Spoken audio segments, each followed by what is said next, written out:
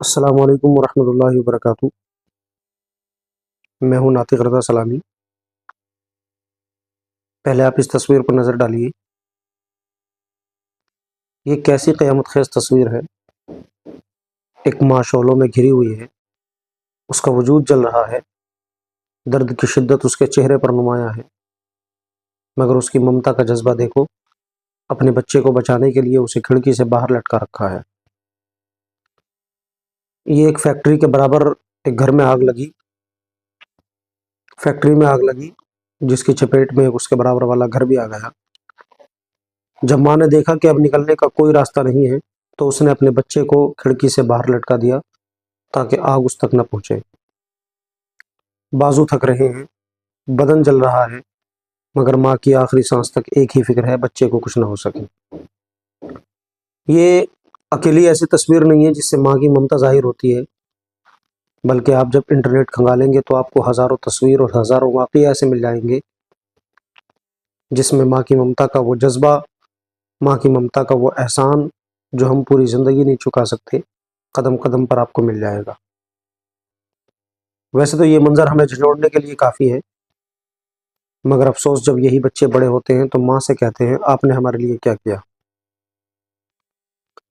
جب کوئی بچہ اپنے ماں باپ سے یہ جملہ بولتا ہے نا کہ آپ نے ہمارے لیے کیا کرا، یہ جملہ شاید دنیا کا سب سے ظالم جملہ ہے، جو ان والدین کے دل پر کسی خنجر کی طرح وار کرتا ہے جنہوں نے اپنی پوری زندگی اپنی اولاد کے لیے تیاگ دی۔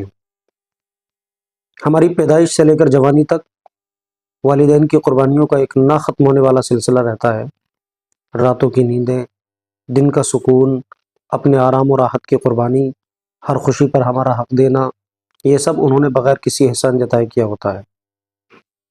مگر جب وہ بوڑھے ہو جاتے ہیں تو ہم ذرا سی بات پر انہیں جھڑک دیتے ہیں، ان کی ضرورتوں کو بوجھ سمجھنے لگتے ہیں، ان کی باتوں کو نظر انداز کر دیتے ہیں، حتیٰ کہ بعض اوقات انہیں چھوڑ کر اپنی دنیا میں مگن ہو جاتے ہیں۔ کیا ہم اس قدر سنگ دل ہو گئے ہیں کہ ان والدین کو بھول جائیں جنہوں نے ہمیں اپنی جان سے زیادہ عزیز رکھا؟ کیا ہمیں یہ احساس بھی نہیں کہ جس طرح ماں نے آگ میں جل کر بھی ہمیں بچایا، اسی طرح ہمیں بھی ان کی ہر تکلیف کو برداشت کرنا چاہیے؟ قرآن کریم میں اللہ تعالیٰ نے والدین کے ساتھ حسن سلوک کا واضح حکم دیا ہے۔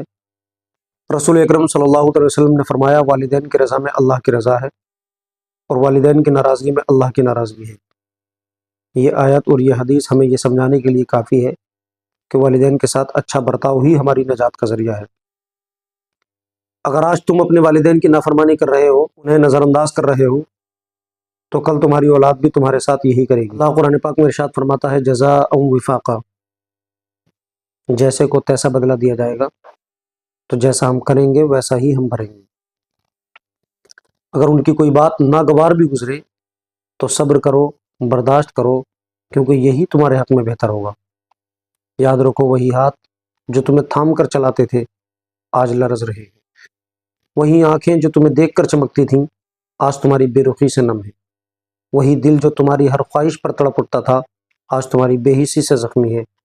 خدا را انہیں بوجھ نہ سمجھو، بلکہ ان کے ساتھ محبت، ادب اور احسان سے پیش آؤ تاکہ ان کا دل خوش ہو سکے، اور جب ان کا دل خوش ہوگا تو اللہ ہم سے راضی ہوگا، اور جب اللہ راضی ہو جائے تو پھر زندگی کا یہی مقصد ہے اور مقصد بھی حاصل ہو جائے گا۔